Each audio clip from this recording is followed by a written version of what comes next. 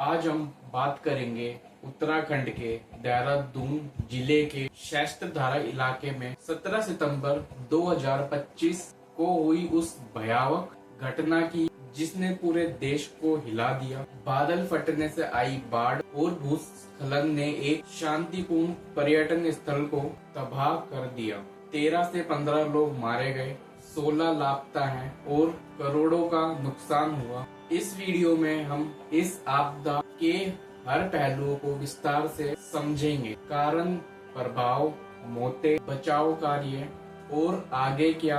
अगर आप उत्तराखंड से हैं या प्रकृति तो अंत तक जरूर देखें। चलिए शुरू करते हैं।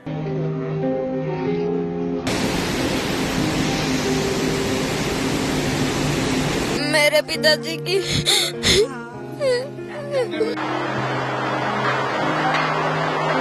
बड़ी मुश्किल से जान बचाई रात। 400-500 सालों में इस प्रकार का जो ये विकराल रूप है ये कभी सुनने में नहीं आया है।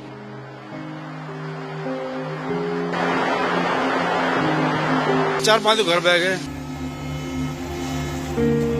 सबसे पहले समझते हैं आखिर हुआ क्या। शस्त्रधारा देहरादून का एक पर्यटन स्पॉट है जहां प्राकृतिक झरने और सल्फर वाटर स्प्रिंग्स के लिए लाखों लोग आते हैं। लेकिन 15 से 17 सितंबर के बीच मानसून की विदाई ने यहाँ कहर मचाया। 17 सितंबर को करीब सुबह 11:30 बजे शस्त्रधारा में बादल फटने की घटना हुई। कुछ रिपोर्ट्स के अनुसार यहाँ रात भर की बारिश का नतीजा था जो 16 सितंबर की रात से शुरू हुई। शस्त्रधारा में 24 घंटे में 192 से 264 मिलीमीटर तक बारिश दर्ज की गई, जो सामान्य से कई गुना ज्यादा। मालदेवता में 1.5 mm, हाथी बरकला और जोली ग्रांट में 92.5 mm बारिश हुई।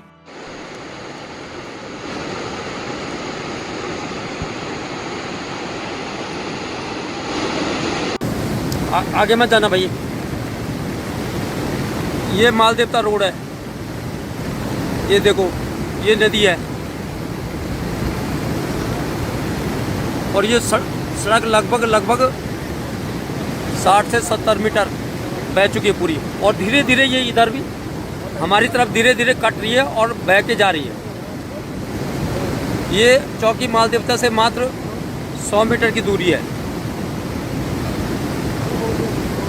बादल फटना करलीगढ़ नाला रिवेल्ट के पास, जिससे तेज बहाव आया और पूरा इलाका बाढ़ में डूब गया। तमशा नदी उफान पर आ गई और आसपास के इलाके जैसे प्रेम नगर, मालदेवता, टपकेश्वर महादेव मंदिर, DIT कॉलेज एरिया और भगत सिंह कॉलोनी पूरी तरह प्रभावित हुई। अब सवाल यह है, बादल फटना क्या होता है? वैज्ञानिक रूप से जब हिमालय जैसे पहाड़ी इलाकों में नमी भारी हवाएं ऊंचाई पर पहुंचती है तो वे तेजी से संघनित हो जाती हैं। अगर बादल में 100 मिलीमीटर से ज्यादा बारिश 1 घंटे में हो जाए तो इसे बादल फटना कहते हैं। यहाँ मानसून की विदाई और जलवायु परिवर्तन ने इसे और घातक बना दिया। विशेषज्ञों का कहना है कि हिमालय क्षेत्र में बढ़ते तापमान और अनियमित वर्षा के कारण ऐसी घटनाएं बढ़ रही हैं। यह पहली बार नहीं है। 2013 की केदारनाथ आपदा याद है ना? लेकिन इस बार शस्त्रधारा का बाजार और होटल पूरी तरह तबाह हो गए। आइए अब देखें प्रभाव। शस्त्रधारा का मुख्य बाजार पूरी तरह से तबाह हो गया। 13 दुकानें और 8 होटल और 3 रेस्तरां बह गए। शस्त्रधारा करलीघाट सड़क पर 9 जगह पर भूस्खलन हुआ। मालदेवता में 100 मीटर लंबी सड़क धुल गई और अप्रोच ब्रिज बह गया। टपकेश्वर मंदिर जो आस्था का प्रतीक है पूरी तरह डूब गया। मंदिर के पुजारी आचार्य बिपिन जोशी ने बताया कि सुबह 5 बजे से नदी उफान पर थी। शिवलिंग पर 3-4 फीट मलबा जमा हो गया और पानी मंदिर की पहली मंजिल तक पहुंच गया। सौभाग्य से कोई मौत नहीं हुई है, लेकिन नुकसान भारी है। कुल मिलाकर 8 जिलों पर असर पड़ा। देहरादून और चंपावत सबसे ज्यादा प्रभावित है। हरिद्वार, पौड़ी गढ़वाल, बागेश्वर, पिथौरागढ़, नैनीताल और उधम सिंह नगर मध्यम नुकसान। 13 पुल क्षतिग्रस्त। कुल अनुमानित नुकसान 10 करोड़ से ज्यादा है। 50 से 100 घर करलीगढ़ में ध्वस्त हो गए। पशुधन मलबे में दब गया। देवभूमि इंस्टीट्यूट में 200 छात्र पानी में गिर गए, जिन्हें एसडीआरएफ ने बचाया। सबसे दर्दनाक है जान माल का नुकसान। देहरादून में 1300 बरामद हुए, जिनमें से 12 की पहचान हो गई। 7 मुरादाबाद से, 1 संभल से, 1 नेपाल से, 1 लुधियाना से और 2 देहरादून से। 1 अज्ञात शव बाकी है। थोरागढ़ और नैनीताल में 1-1 मौत, कुल 15 मौतें, 16 लोग लापता हैं। एक दिल दहलाने वाली घटना प्रेम नगर में हुई, जहां एक ट्रैक्टर में सवार 15 लोग टोस नदी में बह गए। एसडीआरएफ ने 5 शव निकाले। जिला पुलिस ने 3 और 2 को बचाया। एक बच्चे का शव भी मिला। 3 लोग मलबे में दबे थे, जिन्हें बचाने में मुश्किल हुई। 2 लोग शस्त्र धारा से लापता बताए गए हैं, लेकिन अधिकारी उम्मीद जता रहे हैं कि वह सुरक्षित है। लेकिन उम्मीद की किरण भी है। बचाव कार्य। एसडीआरएफ और एनडीआरएफ की टीमें तुरंत सक्रिय हो गई। उन्होंने 70 लोगों को बादल फटने साइट के पास से बचाया। 3 ग्रामीणों को मलबे से निकाला और प्रेम नगर के यूनिवर्सिटी में फंसे 250 छात्रों को सुरक्षित पहुंचाया। जेसीबी मशीनों पर चढ़कर सीएम पुष्कर सिंह धामी खुद घटना स्थल पर पहुंचे। उन्होंने सहस्त्रधारा, केसरवाला और मालदेवता का दौरा किया।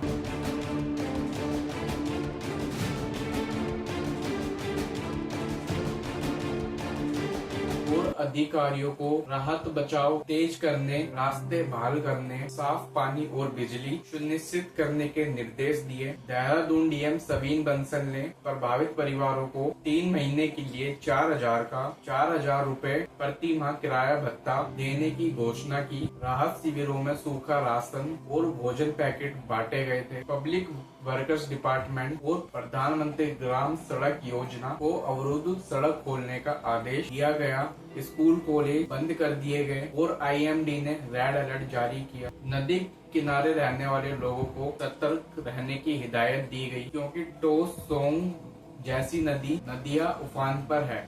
तमशा नदी और सोंग नदी उफान पर आ गई है, जिससे बाढ़ आ गई। मालदेवता में 100 मीटर लंबी सड़क अप्रोच ब्रिज बह गया। शस्त्रधारा करलीघाट सड़क पर 9 जगहों पर भूस्खलन हुआ। आसपास के इलाके जैसे प्रेम नगर, टपकेश्वर महादेव मंदिर, डीआईटी कॉलेज, आईटी पार्क, संतला देवी, डालनवाला और केसरवाला बुरी तरह से प्रभावित हुए। सबसे मार्मिक है जान का नुकसान, लेकिन अंधेरे में उम्मीद की रोशनी है।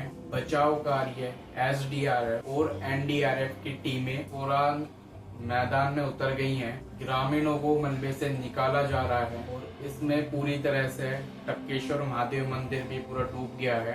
वीडियो में जैसा आप देख सकते हैं, पूरा ऊपर गर्भगृह तक पूरा जो शिवलिंग था उस पर पूरा पानी आ चुका है। पूरा पानी से पूरा मंदिर डूब चुका है। उसी के थोड़े दिन बाद लोग मंदिर में आके जो कीचड़ वगैरह है उसको साफ करते हैं। पूरे मंदिर में सफाई कर रहे हैं लोगों ने मंदिर में काफी सहयोग किया सफाई करने में। इसी तरह देहरादून, मसूरी में सभी नदियां उफान पर है। मसूरी रोड भी पूरी तरह से टूट चुका है। दोस्तों, सहस्त्रधारा की यह आपदा हमें याद दिलाती है कि प्रकृति का कोप कितना भयावह हो सकता है, लेकिन हमारी एकजुटता से हम उभर सकते हैं। प्रभावितों के लिए प्रार्थना करते हैं और उम्मीद करते हैं सब बहाल हो जाए। अगर यह वीडियो पसंद आए तो वीडियो को लाइक करें, शेयर और सब्सक्राइब करें। कमेंट में बताएं कि आपको लगता है जलवायु परिवर्तन ऐसी घटनाओं को बढ़ा रहा है। तो दोस्तों, मिलते हैं एक नई वीडियो में।